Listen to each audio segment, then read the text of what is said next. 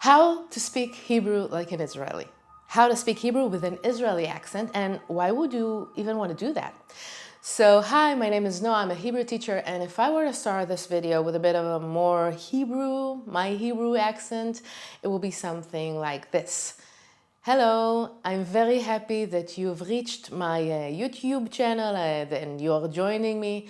My name is Noah. I live in Tel Aviv, in Israel, and I teach Hebrew. Today we are going to learn Hebrew. We are going to learn pronunciation.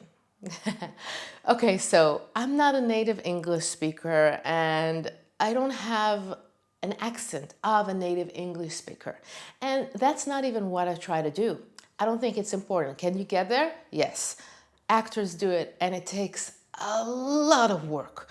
But we don't want to get there. It's not that important. We're not trying to be someone else. We're not actors. We want to be ourselves. So why even learn an accent? So let's first understand what is an accent. An accent is the music of the language. But I'm not just talking about, do I sound like an Israeli or like an American? I'm talking about how we vibe with the language, how we vibe when we converse. It's the music, it's the beat, it's the rhythm, it's the feeling of the language. So again, we're not trying to be perfect and to imitate a native speaker. We can do it with a lot of work. But first, we just want to understand how it is. And why would we even want to do that? Isn't it enough that we understand and we can speak? Well, first of all, yeah, you can do without understanding an accent. But what can an accent help us with? Firstly, people understand us much better. Secondly, we understand others much better because once we understand this vibe and this music and this rhythm and we can form it ourselves, we can understand when others do it. There are some things that we don't have in our native language, and when we want to switch, it's very hard for us to even hear it and understand it. Once we can form it, then it's easier for us to see it when someone else uses it or to hear it more accurately. Secondly, yeah, it's about vibing with people. Once we kind of feel the language, the music of it, because language is not just a bunch of random words, we understand everything about it, then we feel much more comfortable and more in our skin. It's easy for us to speak with people. It's easy for them to speak with us. And lastly, once that happens, usually most people won't switch to English so fast as they usually do. At least in Israel, people love to switch to English, but once they see that A, you can speak and you can understand, B, you're confident, and C, you're vibing with them as they know the language, then yeah, usually it will be very hard for them to switch and to stay there. They will want to go back to Hebrew. So now that we understood that, let's understand what happens in the Israeli accent. So there's a lot of things, just like in any other accent. And if we go back to how I spoke English with my very Israeli accent, then you can pick up on some things, right? First of all, the R's are R, they come from the throat, not just the R's, the Ch, a lot of letters, consonants. It comes more from the throat. There's a lot of things that we can talk about, but today I want to talk about something that usually people kind of skip when they talk about accent in Hebrew, and that is vowels. So why do people skip this part? I think it's because that in Latin languages, English or French or whatever, there are a lot of vowels, right? We have combinations of things. When I learned English, I learned the difference between saying sheet and shit. You get my point. There are a lot of vowels in English, a lot more than in Hebrew, and they're combined. In Hebrew, we only have 5 vowels, and those vowels are pretty flat and straightforward. Straightforward like Israelis. We're not rounding our mouth as much. It comes more from the throat. The language is more from the throat, so the pitch is a bit lower, but everything comes from the throat more and less from the front of the mouth, less this front resonance. Okay, so the 5 vowels are U, O, A, E, I.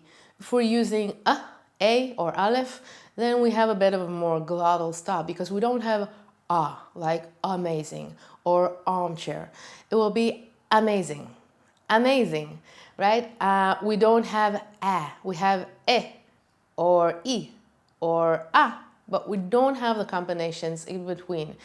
Again, when we speak Hebrew, we don't open our mouth as much because it comes more from the throat and less from the front of the face. So everything is like I said, less round, and it's just flatter.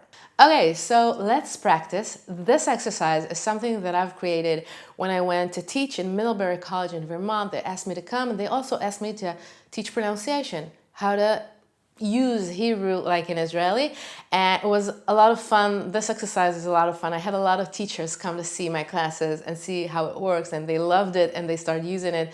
So we are going to practice now.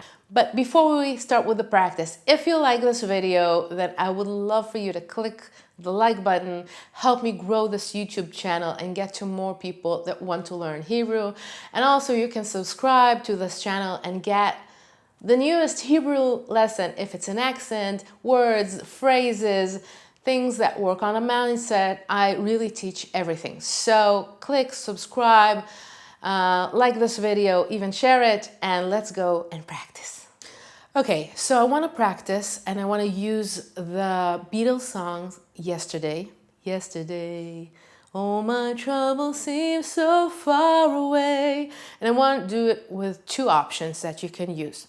We're going to start with the easy one and then with a bit of a more challenging one, what I think it teaches us a lot. So let's go. So the first one is just using the vowels randomly. It will be something like ooh, ooh, oh. Remember, not ah, just oh.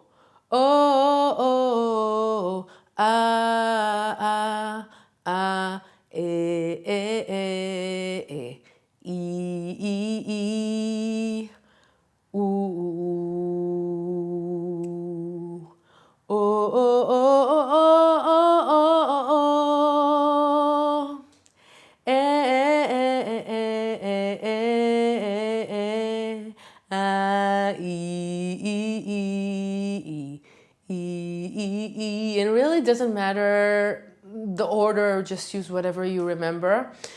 Notice that, for instance, if I were saying yesterday, it will be yeah, and not ye, yesterday, or yesterday, right? It's the vowel. Or all, we all, and not all, not but oh. All my troubles seem so far away. Now it looks as though they're here, here, here.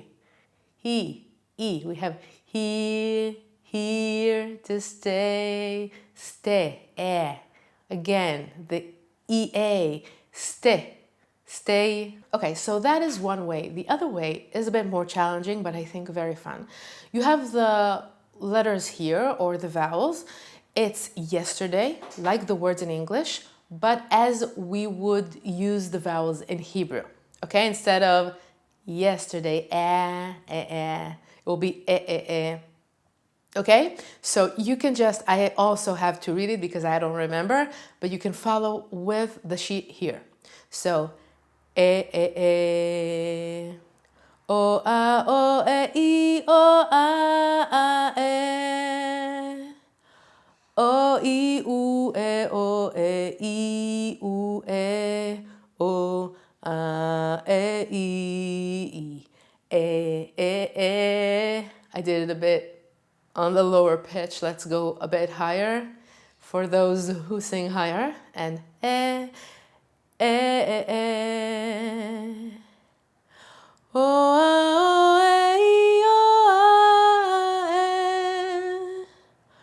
O, E, U, E, O, A, E, And you can also do it with other letters. Let's say yesterday. Yesterday, it's not yeah, it will be ye. Yeah. Yo ya ye, yo ya ye. Yo you ye, yo ye, you ye. Yo ya ye, ye. And with be and with ge and with de and whatever letter you want. Okay, so I hope you like this exercise. The only way to really get it is to practice. So you can go back to this video, you can slow it down. You can also just use one vowel at a time and work on that. Just do o or just do ah. And once you get it, go to the other one. You can do another song, it don't have to be Yesterday by the Beatles. And then you can use them randomly, all the vowels, once you get each of them. And the last part, you can do the more challenging part, which is the song with different vowels in Hebrew on the Yesterday song, as we use them in Israeli accent.